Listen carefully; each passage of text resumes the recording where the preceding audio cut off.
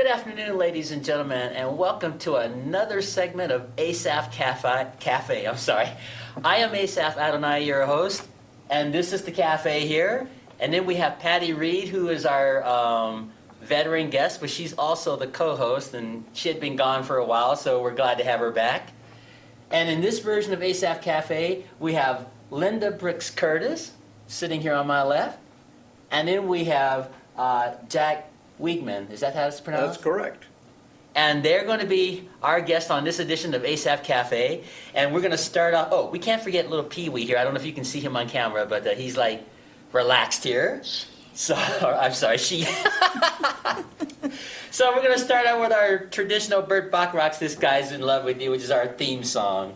And you can make yourself at home and talk.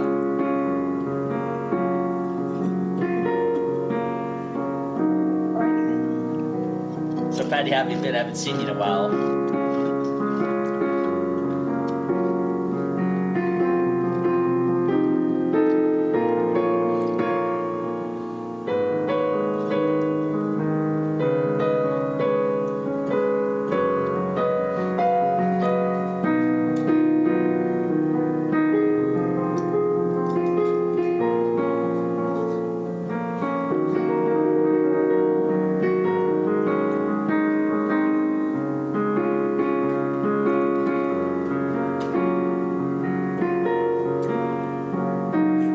I must have done this song hundreds of times in my life, you know? You play it much better than me.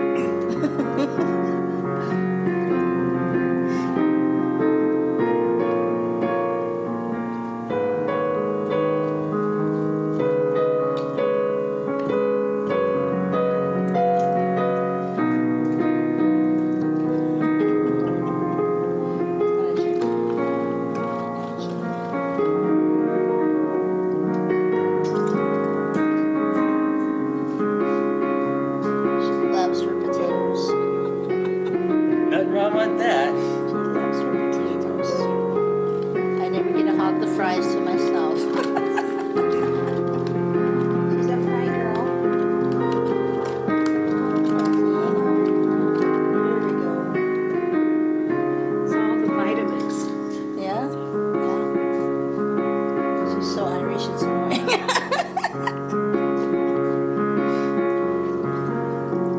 There we go. This guy's in love with you. Sure Hey, you Seth, are. when you play your piano, your keyboard technique, you tend to curl your fingers steeply, and you tend to use, unless you're doing an arpeggio, you tend to play with 3 fingers in your right hand. Yeah. Is this a secret that I'm not supposed to tell anybody? No. Some piano players play like that. Like Horowitz did that too. The Russian pianist, Vladimir Horowitz. When you watch him close, he always had, doing these little tricks, and then he would extend his fingers. See, the traditional way of playing the piano, you're always taught to curl it like a ball. But that doesn't work for everybody because everybody's hands are different size. And the sensations when you're playing and the motions. So you have to do what works for you. And like someone like Thelonious Monk, I don't know if you remember him. Yeah. He played with stretched out fingers and he was doing stuff like this. Yeah, wasn't he the guy who would bring a bed sheet to work and cover the keyboard in his hands so that other musicians allegedly wouldn't pick up his tricks? That I don't know, but That he sounds like was, that comedian. Yeah. He was Yeah, he was a brilliant Carl, jazz I think. pianist, but kind of eccentric. Like he'd be mumbling and talking while he's playing, and he'd get up and start dancing while he's playing the piano. But he did some great jazz Oh, runs. Victor Borgia was one of those people. He Victor was Borgia, yeah, that's the He comedian. was a comedian, and he would always bring, everybody would be ready to do one thing. He'd go, all right, he'd trip in on purpose. He'd make himself trip, and then he'd go, all right. But I think it's an individual thing, what works for you. Mhm. And so, yeah, I have that technique with the right hand. It makes it easier for doing certain things. And then when I need these other 2 fingers, I just can stick them out real quick. and I'm the use them. same way on the keypad for the computer. I can only deal with these. It's too much to stretch and Yeah, the extra stuff. everybody's different. So I tell students, like if I have a student, I just say, just play what works for you. Don't try to be like somebody else. And you and I talked about that on one of the shows. Like, when I was at the conservatory, they always try to make you play exactly like somebody else. And that doesn't work for everybody. It's like the illustration I told Patty. You remember when we were kids growing up, and you had to learn the ABCs, and then you develop your own handwriting style? You remember that? You're never going to handwrite like me, and I'm never going to handwrite like you. So you apply that principle with music. You're not going to play like Liberace or Van Cliburn Yeah. or whatever. Individuality. Yeah, it's an individual thing.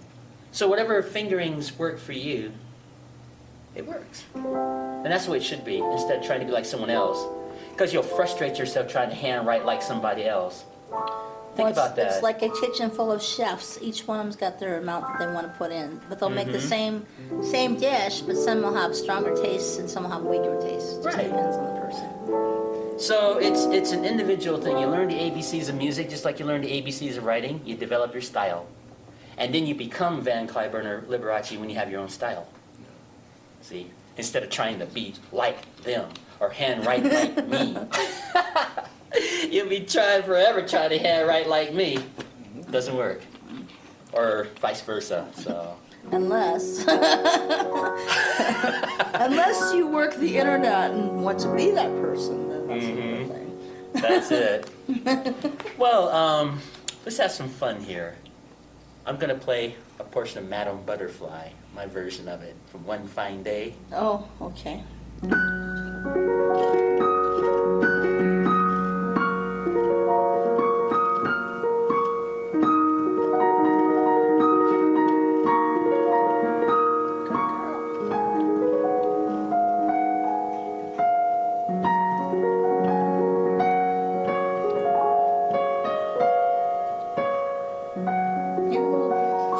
Short version of One Fine Day.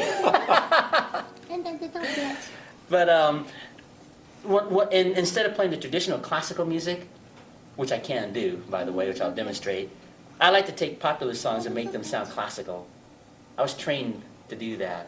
One of my piano teachers showed me how to do that, just to make it different. So it gives like that little waterfall effect, I think. So what do you do, take the syncopation out? No, you'll hear the melody, but I'm doing all the embellishments with a song, like, for example, Favorite Things.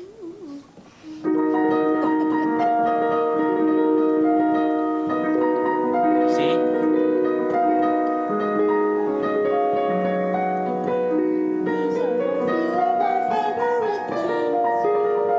See, something like that. You hear the melody, but I'm also throwing notes in. And somebody else doing that would do it totally different than me. Is there a way, Asaph, to explain what it is that you're doing to Yeah. get this effect? You're playing the melody lower than the highest pitch.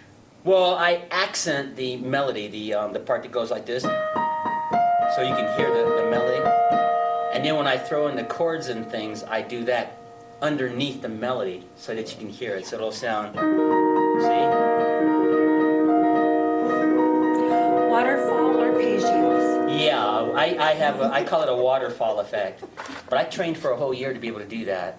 To take any popular song and make it sound like that instead of the traditional way. I play simple by ear. If it's that note, I might be able to play it. So anyhow, I like that waterfall because it gives it like, it sounds like classical music because a lot of people don't like classical music as it is. So I mean in comparison, you know, the whole like country and jazz and rock and pop and everything, R&B. So classical music like way down here. So by taking these popular songs and making them sound a little classical, you get some classical in your pop.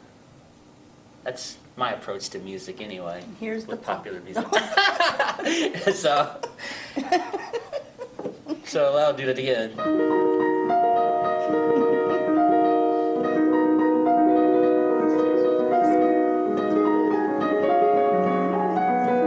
These are a few of our favorite things. I'm sorry.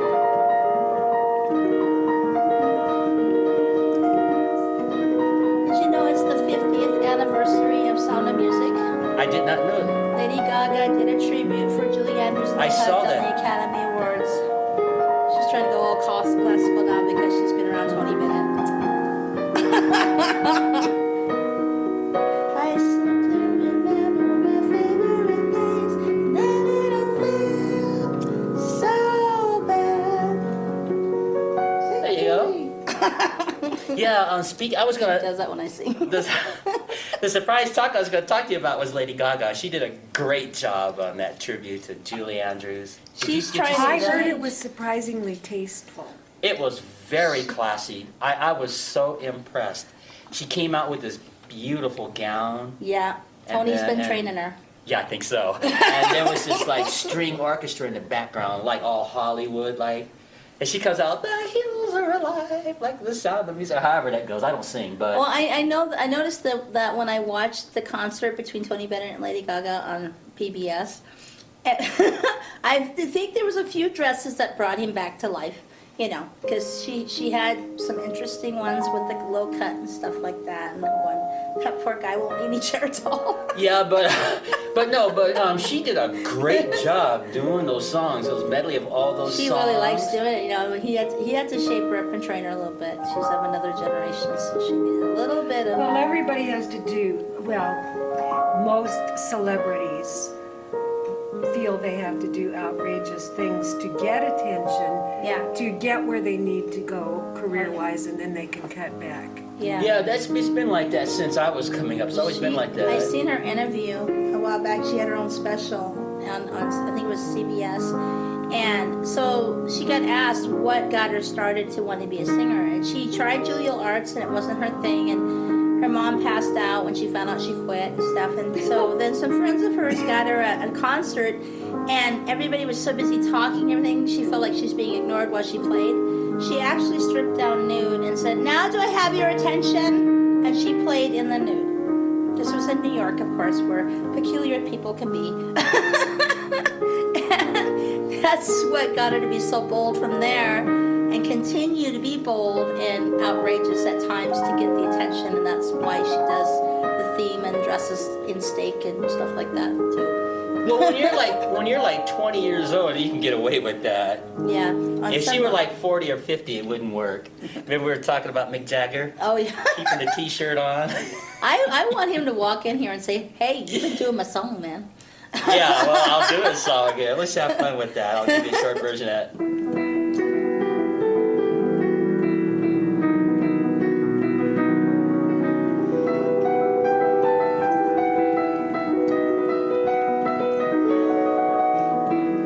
I know you know this song.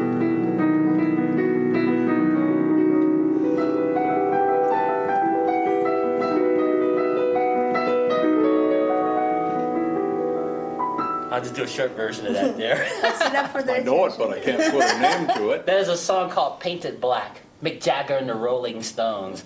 That's my little Liberace version to that song. When he put it on YouTube, I was just checking out YouTube, and it was funny. They actually went ahead and had the video of the Rolling Stones first playing that.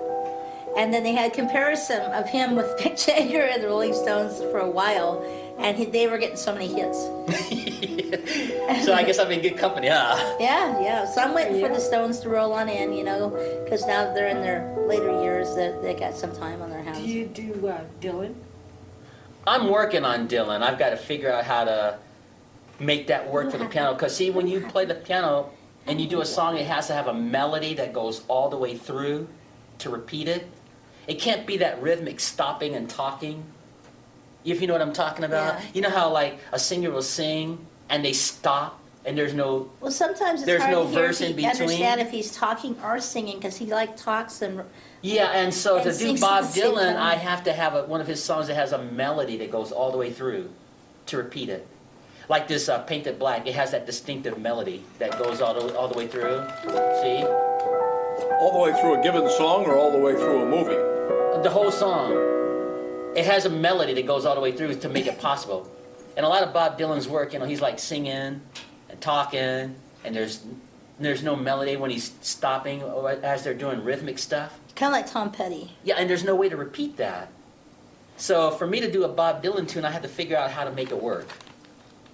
So maybe a couple months from now, I'll be ready to do some Bob Dylan Play on the piano like a guitar. You gotta learn how to guitar the piano. Yeah, but the Painted Black, there's that melody. You know, here's the middle part. See?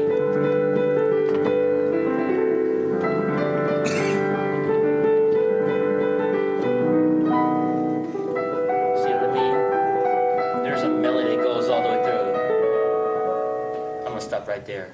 But that gives you an idea. Promises, So any song, promises. yeah, any song I do, if it has that distinctive melody that goes all the way through, then it works. And I'm gonna do Kenny Rogers' Lady. You may know this one.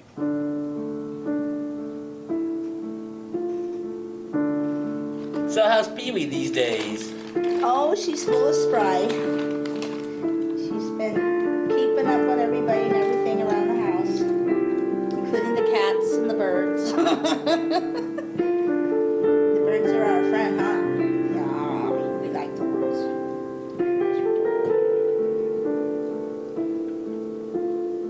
She had her bath last night, so she's all sprite and pretty to go. Cool.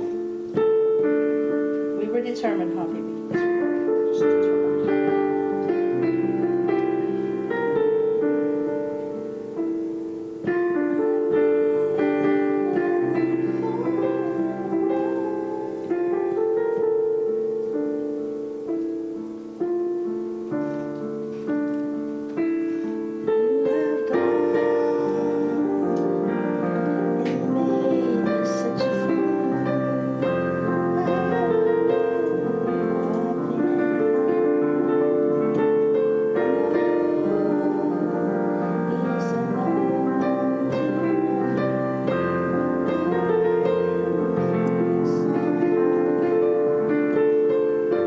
My mom used to know this song really good. I don't know it that well. I know bits of it.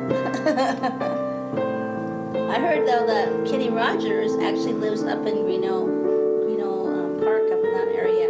And you go off in there and you go straight up that road that's underneath the viaduct with the railroad tracks and that. You're supposed to live at the very top. I've yet to check Here in it. Missoula? Mm-hmm. Wow. Yeah. I think the only thing he's doing that's out there is, of course, that commercial where he's singing the gambler song while playing poker and everybody's getting irritated. She needs water.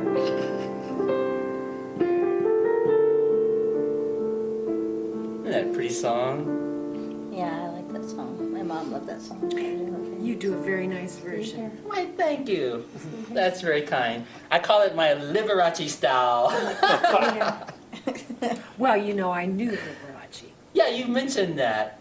Obviously, I don't play anything near the real Liberace, but I try to get as close as I can.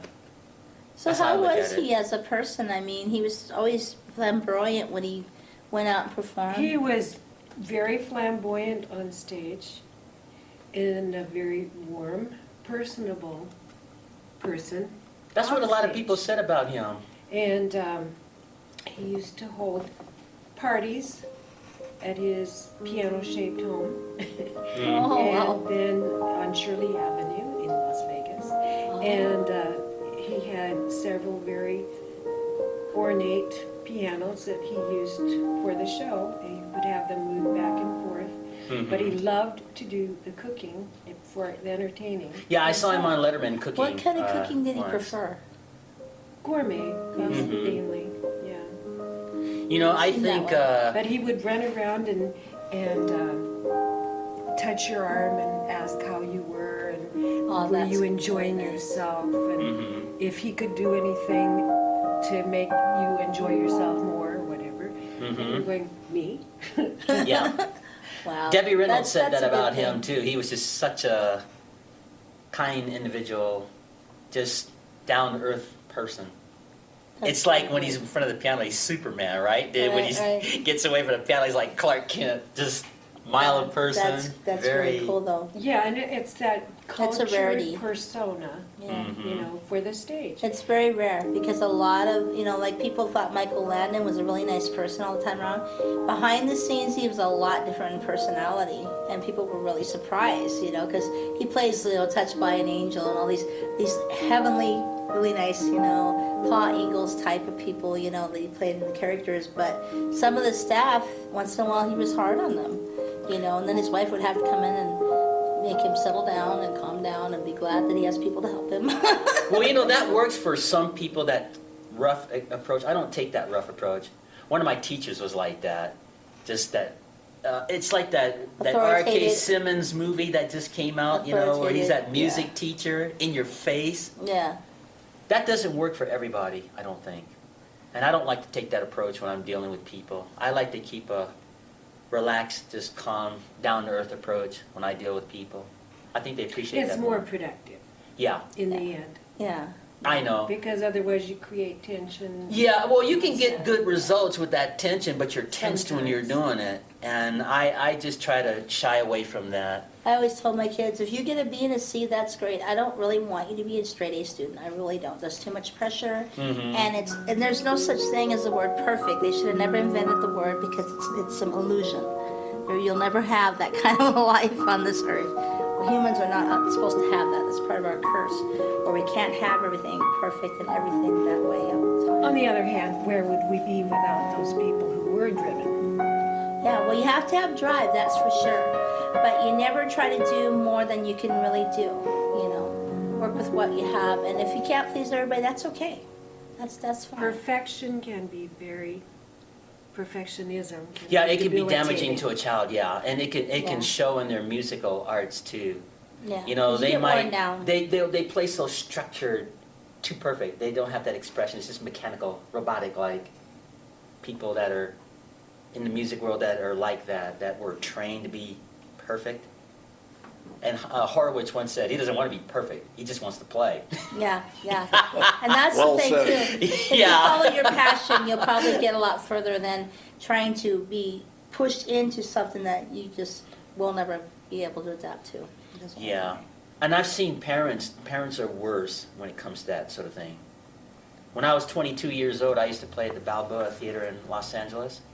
And I used to play with a group there, and we had this young girl there. I think she was like 12 or 13 at the time. And I watched before showtime, and her father was like literally in her face screaming at this child, I want you to sound like da da da da da, and I want you to get out there on that stage and, you know.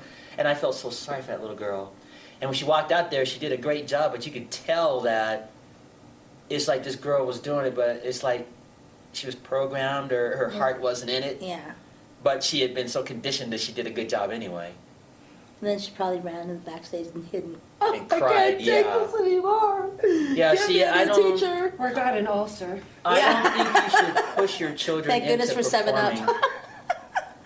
That's not a good approach, to force your child No. into it or push your child into it. Yeah, Or, I'd and hope, get in their face, you know, and that sort I of thing. kind of hoped that my oldest son was going to be a cartoonist because he liked to draw all the time. But he's the supervisor of Kirby Vacuums, so I guess that's good enough. You know, that's funny you mentioned cartooning because I thought I was going to be a cartoonist also. When I was a sophomore in high school, I had to choose between cartooning and music at that time because I was studying both, and I didn't think I was going to be able to make a living playing as a cartoonist. I was very good at it too, so I gave it up. Well, you can actually do your cartooning and then put your music to it. In the No, background. it's too many years now. I wouldn't want to go back into it, but What was the name of that, Straight up with stick that people. movie about that crazy guy who started making a cartoon out of his life? And it was ordinary, ordinary, ordinary, and that was what he was playing on. Is that American Splendor? Probably. There was nothing interesting about his life whatsoever. And he made a cartoon out of it and sold a lot of Kind of like a cartoon A lot diary. of them, people were just, avidly collecting them.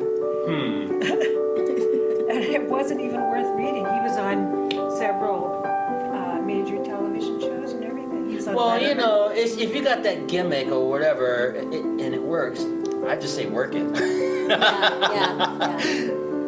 Is So that he your launched into passion? Ave Maria.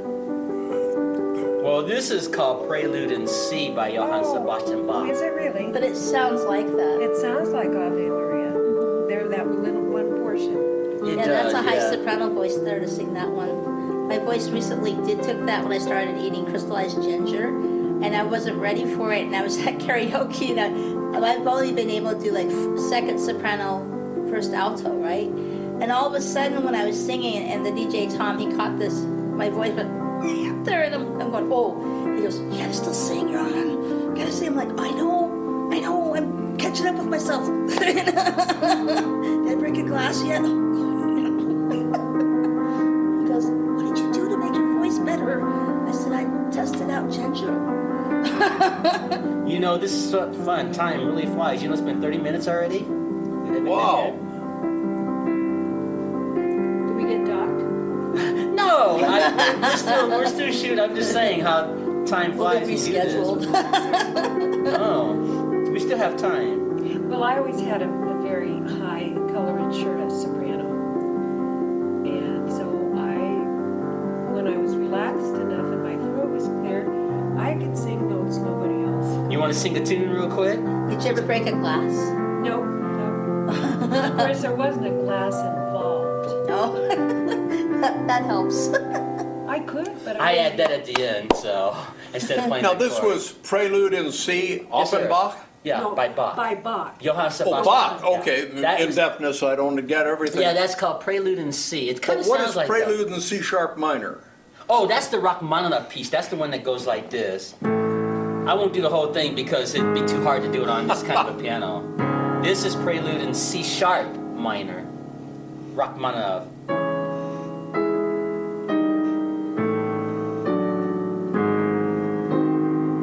You recognize it? Yes. It sounds like the Phantom of the Opera. I'm gonna stop right there, but yeah, that's the Prelude in C sharp minor by Rachmaninoff. Then what is Russian Lullaby? I don't know that song. I've heard of it, but I don't really know it. I So think, I wouldn't be able I think between the three, there is a connection. Probably. Well, see, the music of Rachmaninoff is very harsh to me. Dark. That was his style. I don't know if dark is the right word, but just very harsh.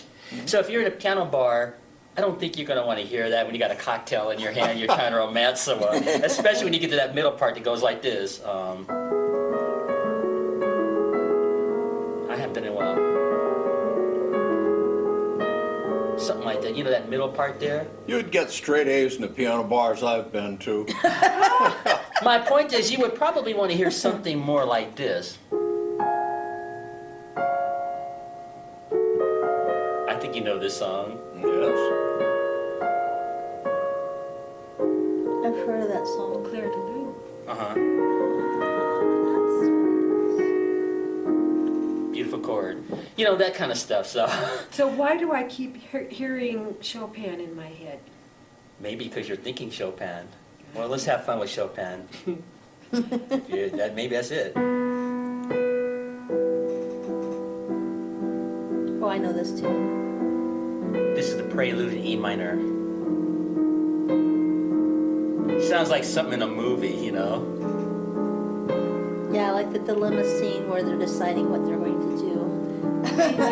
They used his music for so many things, especially the Raindrop Prelude. Yeah, I remember that song. When I hear this song, it makes me think that there's like two split scenes. You got the one of the woman going, I don't know if I should be with him, and the other one going, well, I don't know if she's the right one. And you've got rain going on the outside, you know, between the two of them, like Sleepless in Seattle. And they're both going, oh, should I call? No. Oh, maybe he'll call me. No. Oh, should I? Oh. Then they have Yeah, this dilemma or going. you can think of Glenn Close, you know, like sitting in her bedroom trying to plot a murder or something. I don't know. That's a little bit darker. Yeah, I don't know. Or people running from the Nazis. Oh, yeah. Oh, yeah, the dilemma. Where do I hide? What now? What next?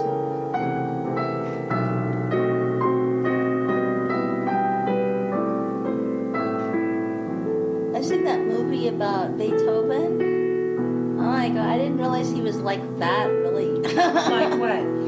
Oh, well, he was a playboy for one. Most people don't know You gotta remember, that's just a movie, the artistic license, too. Yeah, that's true. That Because is they were true. saying that he was a playboy and that he took his music very, very seriously, but he was controlled by the king and queen. So whenever he sure, wanted they to all were. perform, he couldn't just perform. He had to always perform for somebody because that was the order. Otherwise, they would take everything from him, his housing and everything. And he also had to give lessons to people. Yeah, even if he didn't want to. Yeah. And so that's how Für Elise came about. It was for the daughter of one of his patrons. Oh, yeah. Yeah, they showed a scene like that, and the father was more into him than the daughter was. The daughter just wanted to say, okay, can we skip lessons? That's my favorite song, Für Elise. I'll do it for you. I try to make it sound as romantic as possible.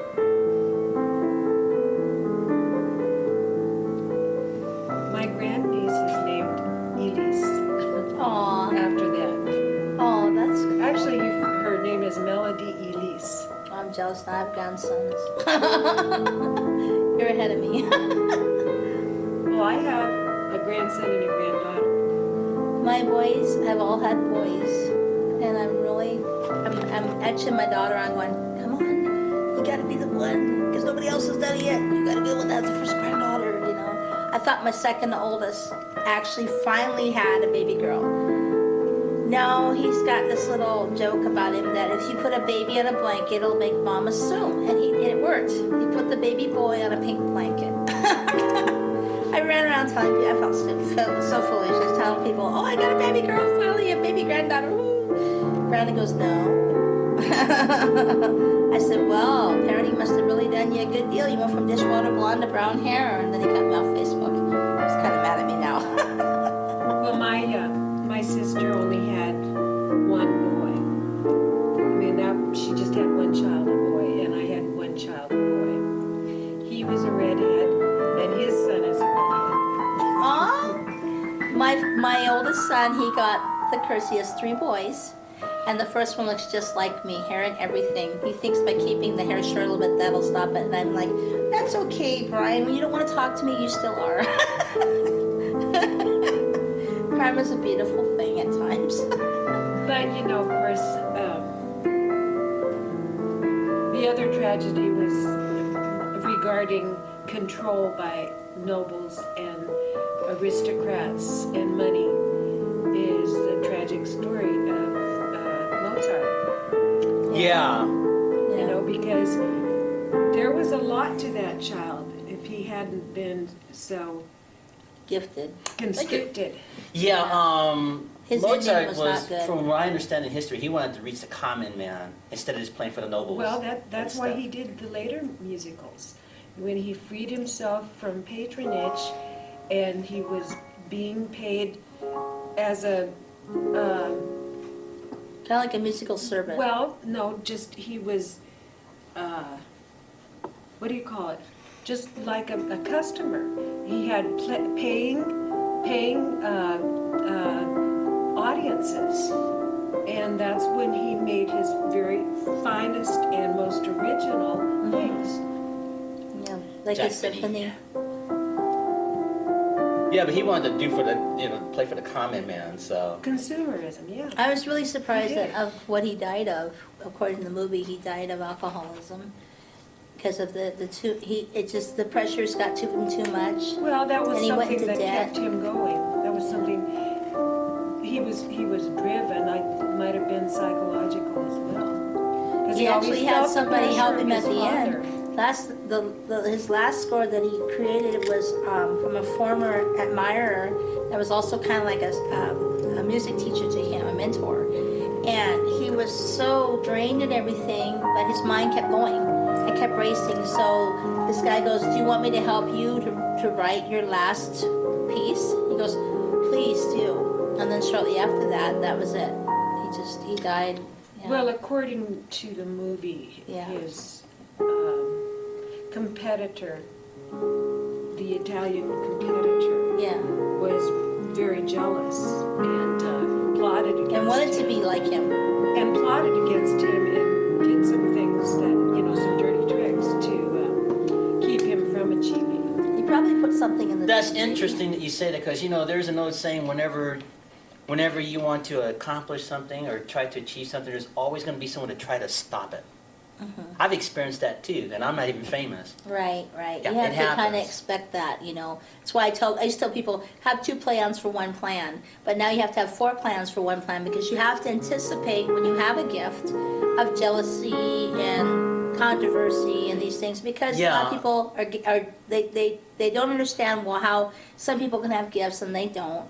And they want to be like that, but they don't have the courage to explore it and see with themselves what their own gift Well, you is. know what I 'cause tell a everybody has person? If they gift. have a problem with someone's success, go in a bedroom by yourself and take it up with the Lord.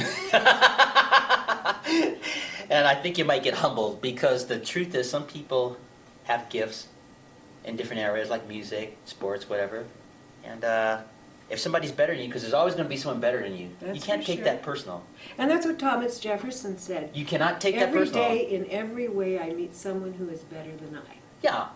And then just observe and make them, let The them thing be a to do is, mentor. yeah, instead of being angry and jealous, try to learn something. That's what I Instead of did in high tearing school. somebody down, Yeah. you don't make yourself bigger Right. by tearing somebody And down. another thing too, It I doesn't think make you a better person. I either. think you have to surround yourself with positive people in your life and get out negative people that spew venom. And the other thing that's really With your good too, that's the talents. thing about going to certain schools and having classmates, because then you're around people that like of yourself.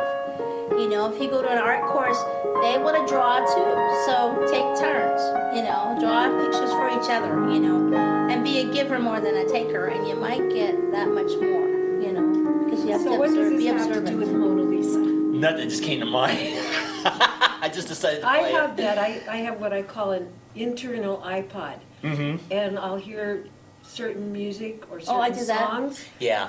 at certain It times. just It's came like to Mona mind, Lisa, and I just Mona Lisa. decided it's to play making a it. comment on what's going on, and so we probably, I don't know, Michelangelo.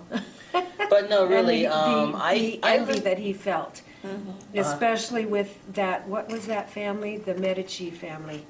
Yeah. Well, you know, like I was saying, instead of being angry at somebody's success or talents, just appreciate their talent, and if you can learn something, it'll make you better. The thing. Leonardo da Vinci. Yeah, don't try to be yeah, somebody else. Yeah, he was a great Vinci. painter. Like Da Vinci, you become Da Vinci when you take with your gifts, with what you have, and do the best with where you're at. Then you become a Da Vinci I've told a by lot of. being the best with where you're at. I and try told a to lot be of someone else. teenagers and a lot of preteens and children, you know, the average celebrity starts out unknown. They don't have somebody saying, "Oh, I have a contract for you right now. You're gonna go," and it does. And you have to basically let people know. You have to be a show off. You know, not extreme, but if it takes extreme, that's fine. But do it within the measure and at the right timing. You know, and you know, because like we've done a lot of karaoke, I had hoped at some point Missoula would catch on and have more talent scouts and agents going through the karaoke bars and stuff. Because there's so much good talent out there, and there's a lot of college students that think that their goal is the course that they have set. That's not true. You know, you can pay for the most expensive computer course, but if your heart's not really into that and you're doing it for somebody else, or you decide, you know, you find out, oh, my course is going to be 3 years. Well, in 3 years' time, a lot of interest can happen. So you may be going, well, maybe it's not computer analysis. Maybe I'm supposed to be, you know, creating keyboards or something. Something wrong? Yeah. No, but you suddenly started paying tumbling Yeah, weeds. that's the impromptu-ness of this That show. was some of the first music I heard because my dad used to play that on his guitar Tumbling tumbleweeds, huh? and sing it. And then he would sing Cool Water, and when we were 3 and 4, we'd sing backup. Uh-huh. Well, when we do the second cafe show, let's play Name That Tune. I'll just play some songs, and we'll have fun with it on the second set, because it's almost time to stop here. Wrap it up. Wrap this Do version you up. know Somewhere in the West Not well enough to do. with Someone Like You, A Pal Good and True? I know a few little Western songs. We were talking about that. Like, let me do a Western. Tell me if you know this one. Don't say anything. I did Wagon Train.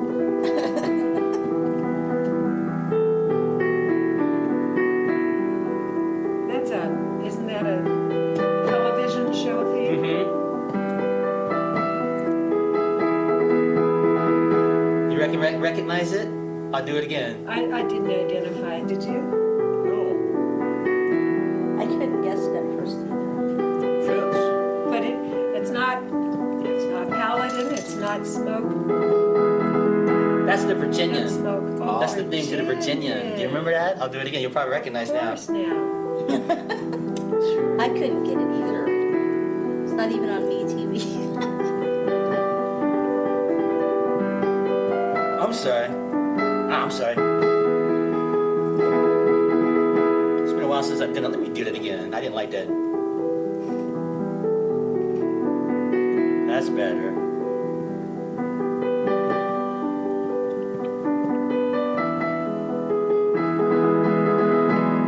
That's the Virginian. The theme to the Virginian. Very nice. And when we set up the second set, we'll play Name That Tune and have some fun with it. Yeah, I thought I was playing an Oriental tune, and then I started listening. I'm like, oh, that's the Wagon Train. Yeah, the Wagon Train to Clint Virginia. Eastwood and all them. Yeah, Okay. all those, they had like a distinctive melody, those old westerns. And I told Patty the Rifleman was my personal favorite when I was a kid. Chuck Connors, the Rifleman. Yeah, Shooting, he you sure know. could shoot. Yeah. Oh, shoot. Yeah, he's like quick draw McGraw. You remember that cartoon? I couldn't have went that fast. Well, that's what practice will do The for thing you. is, it's just aiming and shooting. If the X is there. There we go. I have never handled a gun before, but I think everybody has a right to own one. Well, I used to do, I was forced in junior high to learn how to shoot a BB gun and do archery. It was Mr. DeBrito, my gym teacher's firm belief that everybody should get a taste of everything, even if it's in gym. So we all had to do target practice. Theme to the Rifleman. And luckily my dad didn't throw a fit. Connors. Yeah, well, I'm gonna have I Patty don't keep remember score. that one. That was the theme to the Rifleman. I know, but I didn't remember it. Yep, that's it. Yes. Okay.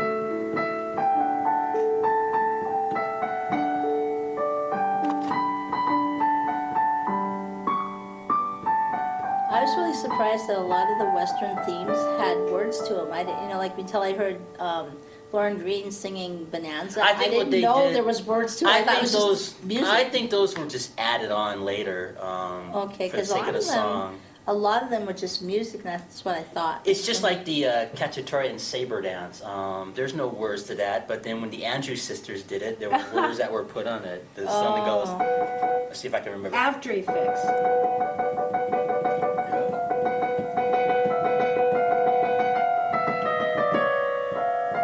I don't know how that goes, but anyway, Oh, they yeah, have words. yeah. Well, I didn't They think had there was words to on that that. either. No, there weren't, but the Andrews sisters' version of that was pretty cool. Oh yeah, yeah. They were like la harmonized la la it. la la la la la, and they had that tight harmony. They were doing that. It was pretty cool. Yeah, a lot of circuses use that.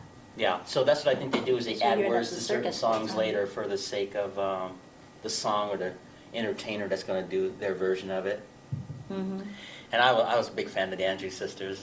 I mean, I know I wasn't around when they were in their heyday, but I've seen in the film clips. Mm-hmm. They To harmonized appreciate. really good together. Yeah, that's an understatement. They Yeah, got they al- really For sisters, they got harmonized. along pretty good on the camera. Now, I don't know as sisters off the camera because I know how sisters are. You've got my dress. No, you have my makeup. Give it back. You know. Can so you I see imagine that. being the parents of the Andrews sisters? Imagine what that must have been like in that household when they were growing up, Whoa. learning how to sing.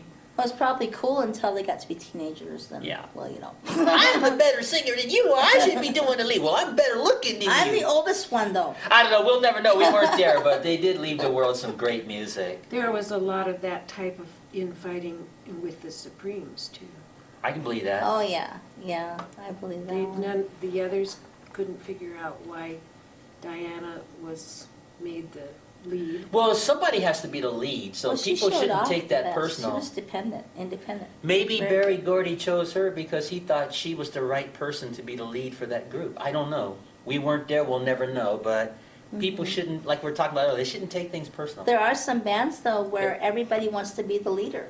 Yeah, you can't do that. It doesn't work that way. Because You when I was have in my unison. 20s, I experienced that. I'd be in situations with groups and they're always clashing over who should be doing what. There's always going to be one front man, like my show, my Lawrence Welk show. I'm going to be the front man of that, but there'll be performers probably play way better than I do, and I just put them on there and have fun. You That's- gotta that's remember. my You gotta approach. remember to go tank you, tank you, tank you. Well, I don't know about that, but but anyway, I'm like I mentioned, I'm attempting to launch that new Lawrence Welk show off nationally, and I heard from the Dodge organization, so maybe they'll sponsor the show and we get it started. Just like the Backstreet Boys. Nice. Kevin of the Backstreet Yeah. Boys. They contacted me just organizes yesterday. Everything. He organizes all the concerts. He composes all the music. They would be actually lost if Kevin took off. He said, "Okay, that's it. I don't need you." And he really don't need them because he does the piano solos. He arranges with the agent how everything should go and during the concert, and the seating arrangements and everything. And he does such a good job, and Brian and the others are going, "You want to keep it up, Kevin? We're backing you." They don't argue. They don't argue. And I'm like, why couldn't my son Brian be like that? Yeah, there always has to be one leader in a group and an organization, so And he's very calm. He doesn't let things bother him. They picked the right personality because he could have like an avalanche of lighting go off, and he's like, "Okay, just go get a second set. We got no time to argue here," and he's just awesome. And he's good looking. Yeah, good looking. And on that note, let's wrap this first part up. Jack Wiegman, right? Yes, sir, sir. And Linda Brooks Curtis on my left, and of course our We're hostess, exchanging phone numbers. Patty Reed. And so we're going to go to the second cafe and pick up where we left off and play Name That Tune. So until our next show, on behalf of Patty and my guest, Maranatha. Maranatha. I need a brain transfusion first. Need a Powerade, you say? Click these off.